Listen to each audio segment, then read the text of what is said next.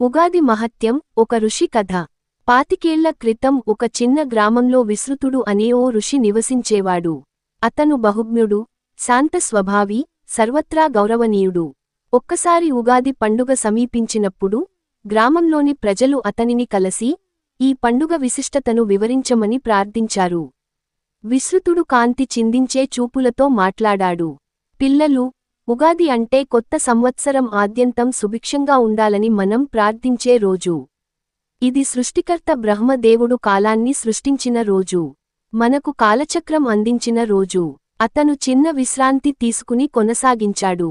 మీరు ఉగాది పచ్చడిని తింటారు కదా. అందులో ఉండే 6 రుచులు తీపి, చేదు, పులుపు, కారం, ఉప్పు, వగరు జీవితం నిండిన అనుభవాలను సూచిస్తాయి. మన జీవితంలో సంతోషాలు మాత్రమే కాదు, కష్టాలు కూడా ఉంటాయి. కానీ వాటిని సమతుల్యంగా స్వీకరించడం మన బాధ్యత. ఈ మాటలు వినిన గ్రామస్థులు ఉగాది పచ్చడిని మరింత చైతన్యంతో స్వీకరించారు.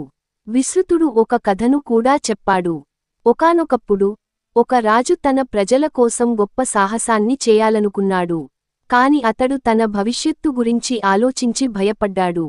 అప్పుడు ఒక మహర్షి అతనికి ఉగాది పచ్చడి ఇచ్చి, ఇందులో ఉన్న రుచులను గమనించు. నీ జీవితంలో కూడా మంచిది, చెడ్డది రెండూ ఉంటాయి. కాని నువ్వు ధైర్యంగా ఎదుర్కొంటే విజయం నీదే అని చెప్పాడు. ఈ కథ విన్న గ్రామస్థులు ఎంతో ఆనందపడి విశ్రుతుడికి కృతజ్ఞతలు తెలియజేశారు. ఆ రోజు నుంచి వారు ఉగాది పచ్చడిని తినేటప్పుడు జీవితం అనేక అనుభవాలతో నిండి ఉంటుందని గుర్తుంచుకుని ధైర్యంగా ముందుకు సాగేవారు.